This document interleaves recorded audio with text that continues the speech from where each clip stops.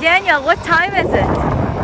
What time do you think it is? Let's get back to the house. It's time for Chef Daniel.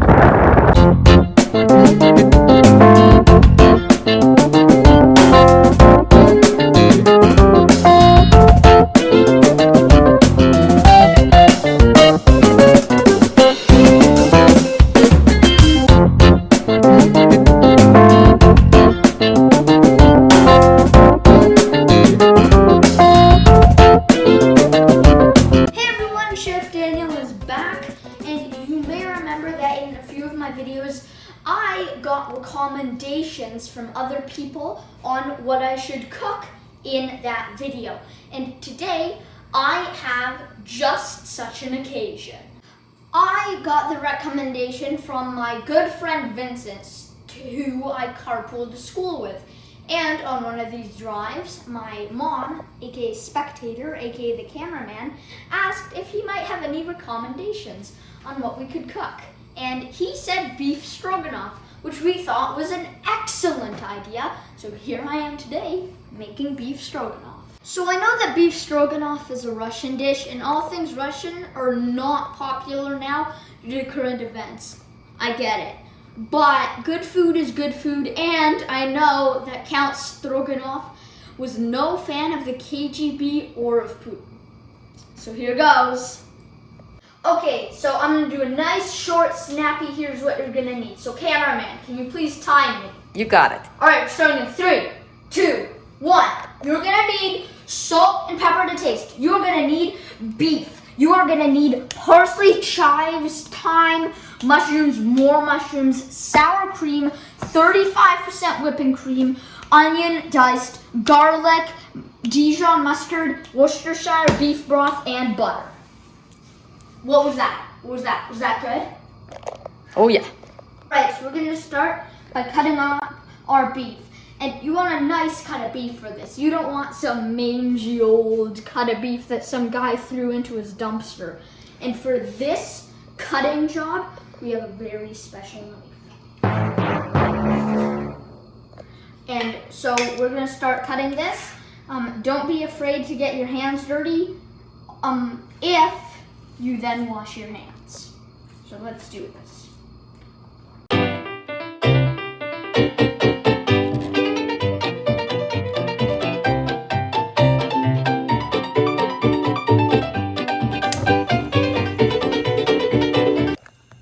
Okay, so let's pour oil into an old pan.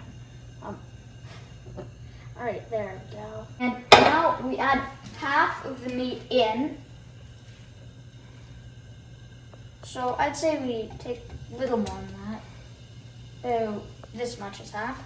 Okay, so we need this to sear for about 30 to 40 seconds per side. All right, so then you have to flip all of your pieces. Man, this is hard. There we go, there's a few. Man, there are a lot of pieces in this pan. It's really hard to flip all of them. Oops. Okay, so then when you're all finished cooking / searing your meat, you want to put it on a cutting board, but so that none of the pieces are touching, so that the pieces don't keep cooking. I guess this meat looks great. It's still pink on the inside. Okay, so we're gonna start transferring our next batch.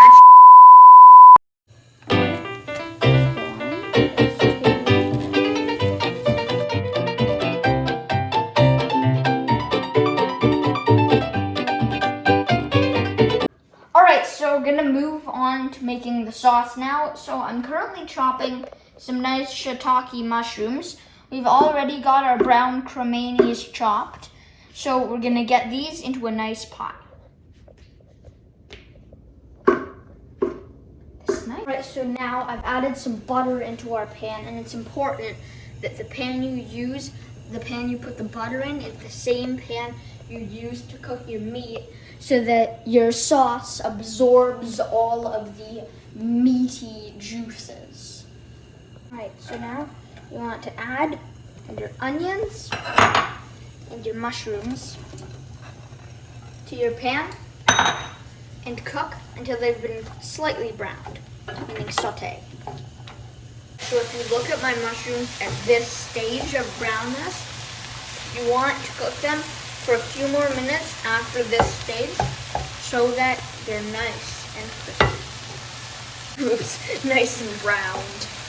Oh, and by the way, we're boiling a pot of water for the egg noodles or other pasta. Don't forget about the pasta. It's a key ingredient. All right, everyone, look how the mushrooms are browning. Now it is time to add in our garlic. All right, so we've already accidentally dumped a little bit in here. So we're gonna put in most of a teaspoon of garlic. All right, so now we add 1 tablespoon of flour into our mix.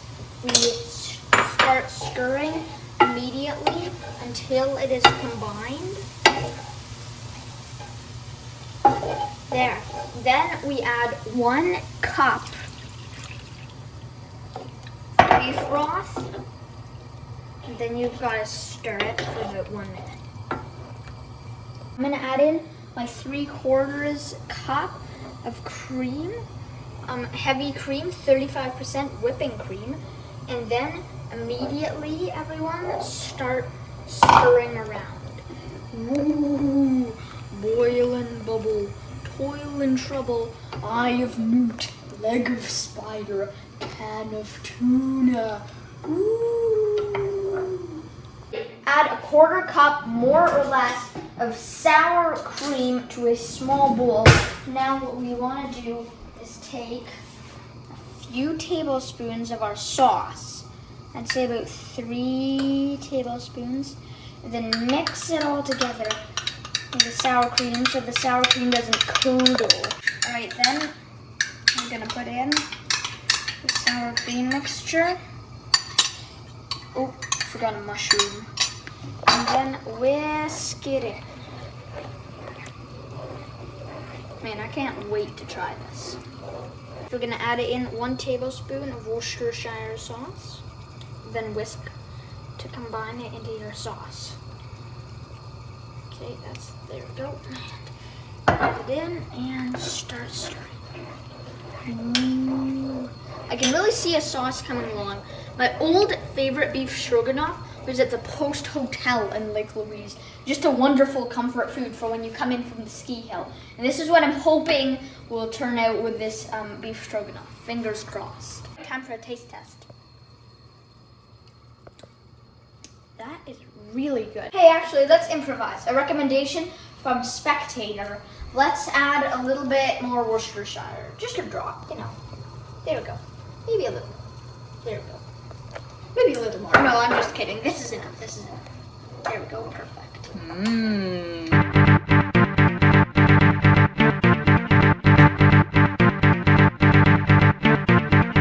Okay, so Spectator, as chef's assistant, is now just stripping some thyme. See what we do? We just take fresh thyme and we just strip it off the stem. Good chef's tip. Yeah, and thyme goes incredibly well with mushrooms. That's actually not a Russian thing. The Russians don't really add thyme to their mushroom dishes, but the Italians do. And so we're doing kind of a cross-cultural mushroomy dish and adding some thyme to make this a more tasty stroganoff. Perfect. It looks amazing. That's a wonderful pile of thyme. Special appearance from Spectator. Okay, so we're adding 1/2 teaspoon to 1 teaspoon, whatever you prefer, to our sauce. There we go. Spoon of Dijon mustard, if I didn't say that. All right. Spectator's thyme is coming in hot. All right, so we have a very special pepper grinder, and as we want season to taste with salt and pepper, let's get some pepper out. I think that's about enough. All right, it's a hard one. And sprinkle it around the pan, and then add some Himalayan pink salt, and then whisk that all in. Also, just don't be afraid to improvise, you know?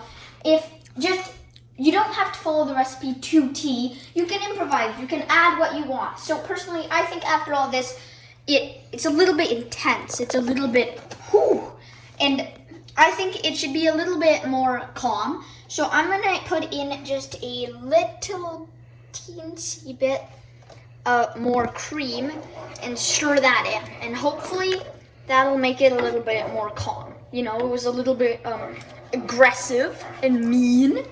Then we put in some sauce and now it's nice and calm again. Okay, so I've let the cream incorporate into my sauce. So now I'm gonna take a little taste test once more.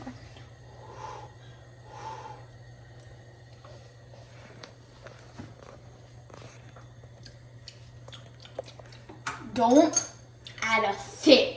No, don't add a thing, anyone.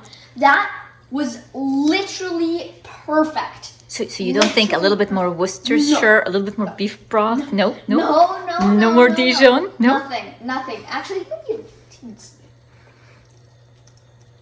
literally perfect. Okay, just to be clear, this isn't diet food. But I mean, who wants diet food anyways? Who wants diet food? Everyone wants comfort food, not diet food. Comfort food, not diet food. Remember that, everyone. Say it with me. Comfort food, not diet food. Yes, perfect. Okay, so now we're gonna chop some parsley to go in here or on the side. And right now you might be thinking, what on earth is Daniel doing? He's not even going through any of the leaves. What I'm doing is I'm tenderizing the parsley so that it's easier to cut.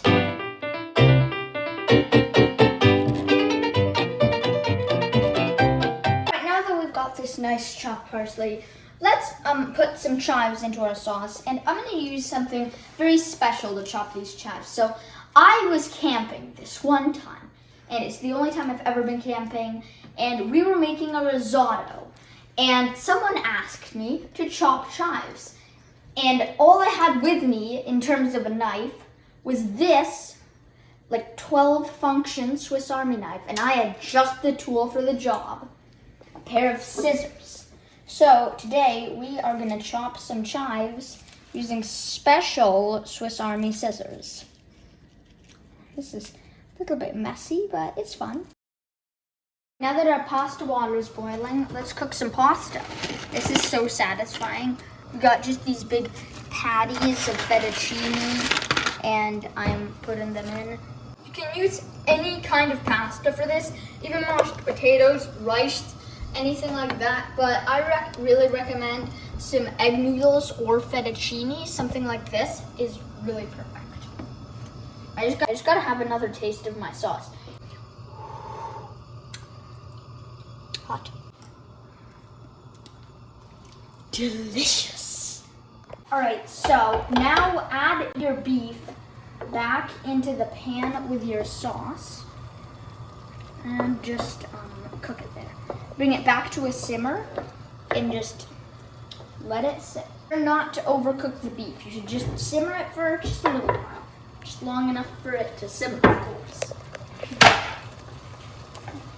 This looks so good. I'm so excited.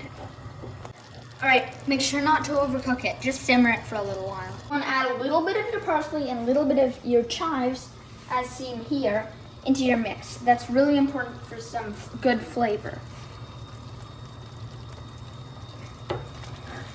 Reserve the rest so you can sprinkle it on top of your finished result. Oh my gosh, we're doing it. All right, so take a bed, fettuccine. This is about enough.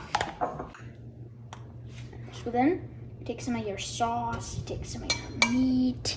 Oh man, this looks delicious. There. Wait a second. Now let's eat. All right, now to eat. Now I'm gonna spare no time on this. I've got my nice fancy glass of ice water. Spectator's got hers. We got some salt, maybe a little, some pepper. Nice grind. Mix it up. Take a big piece of steak. Take a big egg roll.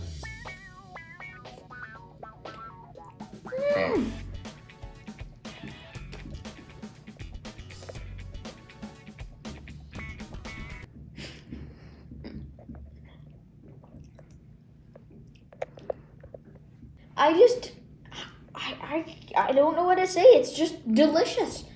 I definitely recommend this recipe.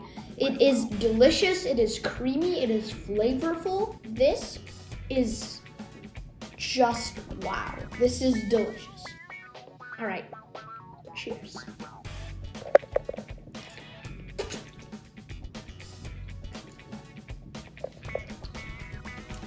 This is Chef Daniel with his mouth full of deliciousness, signing off. And remember, if I can do it, you can. Cheers.